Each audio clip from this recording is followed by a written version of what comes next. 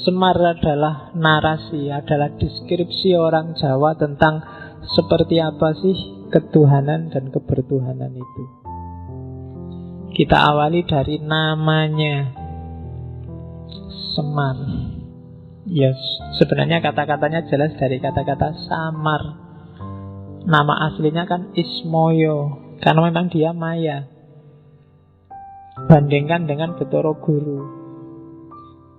Betara Guru itu jadi kebalikannya Semar. Kalau Semar dia tidak jelas, tapi orang yang masuk ke situ dia akan dapat banyak mutiara terpendam yang luar biasa. Di balik Semar ada banyak hikmah. Kebalikannya Betara Guru. Kalau Betara Guru saudaranya itu kan gelarnya Manik Moyo. Manik Moyo, manik itu mutiara. Cuma dia manik yang moyo. Dari luar kelihatan mutiara, tapi kalau diselami sebenarnya nggak ada apa-apanya. Dia hanya formalitas. Maka kalau sedang gegeran, Betara Guru akan kalah kalau Semar sudah marah. Jadi karena memang levelnya beda. Semar ini misterius. Kalau Betara Guru itu jelas, tegas. ABC-nya kelihatan, mana halal, mana haram jelas. Tapi kalau Semar ini misterius. Misterius itu kan lebih menarik daripada yang jelas dan tegas. Oke, kamu juga gitu. Jangan jadi orang yang gampang ditebak. Rodok misterius sidik gitu. Kalau orang gampang ditebak itu cepat selesai. Pacarmu juga cepat bosen. Jangan mau gampang ditebak. Kalau hati-hati loh, pacarmu selingkuh. Alah, tenang aja, nggak mungkin selingkuh. Aku sudah ngerti. A sampai Z dia itu tidak enak. Orang dikejar-kejar itu karena misterius. Begitu kamu selesai dan nggak misterius, nggak ada orang ngejar-ngejar kamu. Sudah jelas. Oke, Semar, Maya, jadi Ismoyo.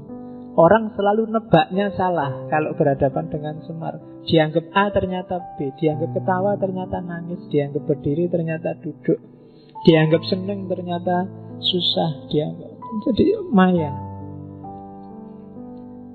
Oke, itu dari sisi sosok dia. Tapi dari sisi fungsinya dia sering disebut Bodronoyo.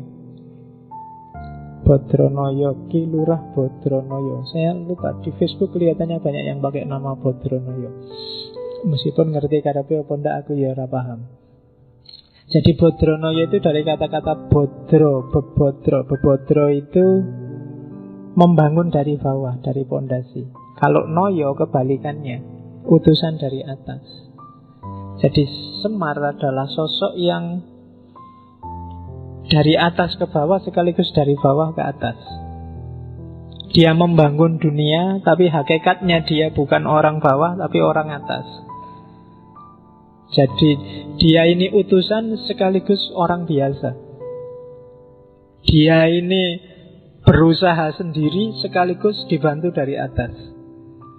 Makanya Semar Bodronoyo. Dan tidak mudah jadi semacam ini. Orang biasanya salah satu. Kalau kiai-kiai, para ulama, para wali itu biasanya noyo, nayoko. Dia dapat ilham, dapat wangsit dari atas terus jadi. Atau kayak kita yang awam itu biasanya bodro. Kita dari bawah, belajar sendiri, nyari hikmah sendiri, sinau sendiri. Tapi kalau Semar dua-duanya. Dalam banyak cerita bahkan Semar nantang kahyangan. Itu kan nantang yang atas. Namanya akan disebut Semar Gugat. Jadi Semar Gugat itu Semar tidak terima kalau ada skenario dari para pimpinan dalam tanda petik termasuk Betara Guru yang di kahyangan yang tidak adil. Kalau dia sudah merasa semacam itu, biasanya terus dia melakukan gugat. Kalau Semar sudah gugat, nggak ada yang berani ngelawan. Dan itu biasanya personifikasi terus sama orang-orang sering ditafsirkan kalau ada rakyat marah dan demo, itu versi Semar yang gugat, orang kecil yang marah. Tapi sebenarnya Semar nggak sekedar orang kecil. Dia orang kecil sekaligus orang besar. Dia dari bawah sekaligus dari atas. Itu filosofi namanya Semar. Dan sampai di level ini sebenarnya ini sudah kecanggihan ramuannya para wali.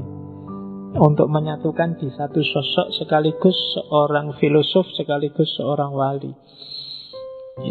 Itu agak berat. Bodronoyo. Kalau dalam tradisi Persia kan ada beberapa filosof yang sekaligus wali. Filosof ketika berhadapan dengan manusia, di hadapan Allah dia seorang wali. Ya mungkin kenal model-model Ibnu Arabi, Jalaluddin Rumi dan kawan-kawan. Itu bisa digelari Bodronoyo. Dari bawah ke atas sekaligus dari atas ke bawah. Dan itu seperti apa hakikatnya pasti misterius, susah ditebak, makanya digelari Semar. Di luar dua nama ini dia punya puluhan nama sesuai cerita masing-masing. Setiap cerita kadang-kadang ada namanya sendiri. Tapi yang utama ini Semar dan Bodronoyo. Oke, itu dari segi nama. Sekarang dari segi fisik. Harus pakai kacamata sekarang. Jadi coba cek gambar itu. Kalau narasinya Semar itu bukan laki-laki, bukan perempuan. Meskipun selama ini kesanmu selalu laki-laki ya, karena dunia ini agak patriarkal, seolah-olah Semar itu cowok. Sebenarnya dia tidak laki-laki, tidak perempuan. Terus tangan kanannya ke atas, tangan kirinya ke belakang. Jadi kalau jalan mungkin ada yang sering nonton wayang wong apa dulu Ria Jenaka, selalu tangan ini ke atas terus satu tangan ke bawah. Kamu bisa bandingkan dengan tarian Whirling Derwishnya Rumi. Itu kan juga satu tangan ngadep ke atas, satu tangan turun ke bawah. Itu simbolisme bahwa kita tunggu anugerah dari atas, tapi kalau sudah dapat, pada saatnya harus kamu bagi ke bawah. Jangan egois. Ilmumu, pengetahuanmu, kemampuanmu, bakatmu, kapasitasmu, itu semua kan pemberian dari atas. Cuma jangan berhenti kamu nadong ke atas. Pada saatnya kamu harus ngasih ke bawah. Dan itu simbolisme Semar versi Porowali. Terus yang ketiga, dia anak-anak sekaligus tua. Wajahnya sangat tua, tapi dia punya kuncung sehingga kesannya kayak anak-anak. Kalau kalian kan wajahnya tua, tapi aslinya kan ya. Nah kalau Semar itu anak-anak sekaligus orang tua. Jadi manusia yang utuh, insan kamil itu ya harus lengkap. Dia punya sisi anak-anak yang jernih, tapi juga punya sisi orang tua yang matang. Anak-anak itu kan jernih, pikirannya belum ada apa-apanya, belum terkontaminasi macam-macam. Sementara orang tua itu menang di matang. Jadi wajahnya sangat tua tapi punya kunjung, berarti dia matang sekaligus jernih. Dan itu berat. Tapi gambarnya ya jadinya lucu kayak gitu. Orang tua tapi punya kunjung. Oke. Terus biasanya Semar ini kalau diwayang, apalagi diwayang orang, gambarannya dia matanya rembes. Apa ya rembes itu? Bahasa Indonesianya apa matanya rembes itu? Jadi berkaca-kaca ya, berbesmili itu kan. Ini kalau rembes itu terus-terusan. Jadi berkaca-kaca terus. Apa ya? Bahasa Indonesia nggak lengkap ya. Matanya ya rembes. Orang Jawa yang ngerti. Jadi selalu berair. Jadi terus berair itu. Ya. Cuma mulutnya selalu ketawa. Jadi matanya rembes, selalu berair, tapi selalu senyum, selalu ketawa. Itu gabungan antara keprihatinan dan antara duka dan suka. Itu hidup. Jadi analoginya para wali untuk menggambar manusia yang utuh itu ya bisa senang, bisa sedih. Terus ya dalam dialog dia sering ketawa karena lucu. Cuma di akhir ketawa nadanya mesti nangis. Itu Semar. Jadi paradok. Terus yang terakhir, Dia ini sebenarnya berdiri sama duduk tidak jelas. Disebut duduk iya, disebut berdiri juga ya. Itu berdiri apa duduk ya tidak jelas.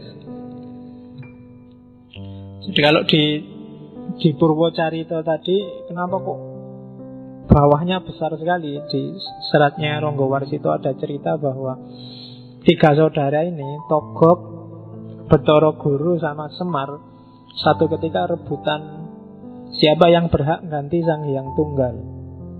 Akhirnya lomba siapa yang paling cepat makan gunung. Jadi lomba mangan gunung. Yang pertama nyoba makan itu Togog. Togog itu nekat gunung diambil ditelan. Cuma karena nggak muat terus bibirnya robek panjang itu. Makanya bibirnya terus robek. Nah, Semar yang ngerti, wah itu nggak bisa, kalau ditelan berarti bibirnya robek. Akhirnya yang enak dimakan dikit-dikit aja, yang penting habis. Dimakan dikit-dikit, cuma resikonya terus perutnya jadi ya besar luar biasa. Sebelum Betara Guru ikut perlombaan, ketahuan sama bapaknya, terus dimarahi dan diusirlah ke bumi. Itu versi Islam Jawa tentang Semar. Cuma ini sebenarnya ingin menggambarkan dia ini antara berdiri dan duduk itu tidak jelas. Makanya namanya Semar. Dia samar, dia maya. Setiap bagian dari dirinya itu sebenarnya simbol-simbol luar biasa. Dia punya banyak makna. Itu simbolisme fisiknya.